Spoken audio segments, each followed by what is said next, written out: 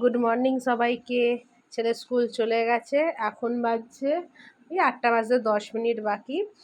আজকে হচ্ছে আমার দাদার বার্থডে, তো দাদা আসবে, অনেক কিছু রান্না হবে, একটা একটা তোমাদের সাথে একটা একটা করে শেয়ার করব।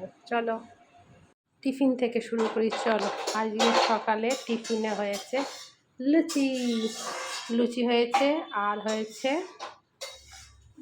চানা, আর আছে পনির, আর এদিকে তোমার আলু আর পটল কেটে হলুদ মাখানো হয়ে গেছে। আর মা এখানে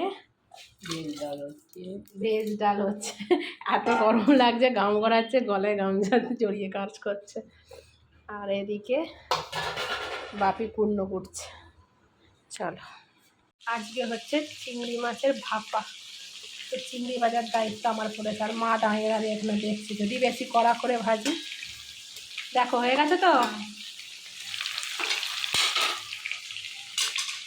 বার্থডে বয় এসে গেছে, আর বার্থডে বয়ের বার্থডের জন্য স্পেশাল চুলের ছাট দিয়েছে। মাথায় তো চুল নেই, তারপর চুলের ছাট।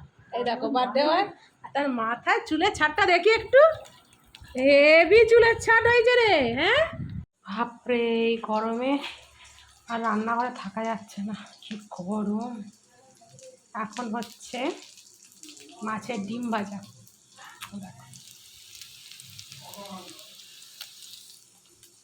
তার সব থেকে ফেভারিট আইটেম কি জানো? এটা গরমকালও, শীতকালও আর বর্ষাকালই হয়, পুঁই শাক মাছের মাথা দিয়ে। এই গরমেও বাবু মাছের মাথা দিয়ে পুঁই শাক চাই। যাই হোক, পুঁই শাক সেদ্ধ হয়ে গেছে সব সবজি দিয়ে, আর এখানে কাতলা মাছের মাথা ভাজা হচ্ছে। যা খাচ্ছে, আমি পালাচ্ছি, দাঁড়া দেখাই।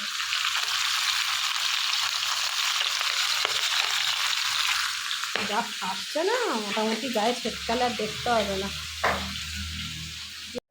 মাছের মাথা দিয়ে পুঁই শাক কমপ্লিট। এই দেখো সব রান্না কমপ্লিট।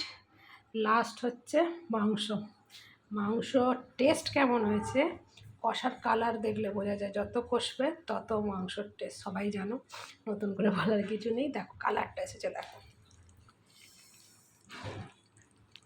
আর আজকে এত কিছু আইটেম হয়েছে, তাই আজকে ঠিক করেছি যে চিকেনটা একটু কষা কষা করবো, না বেশি ঝোল রাখবো না।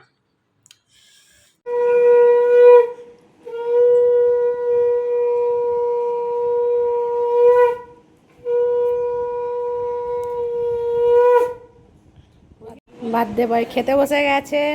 চলো আজকে তোমাদের আইটেমগুলো দেখাই কি কি আছে।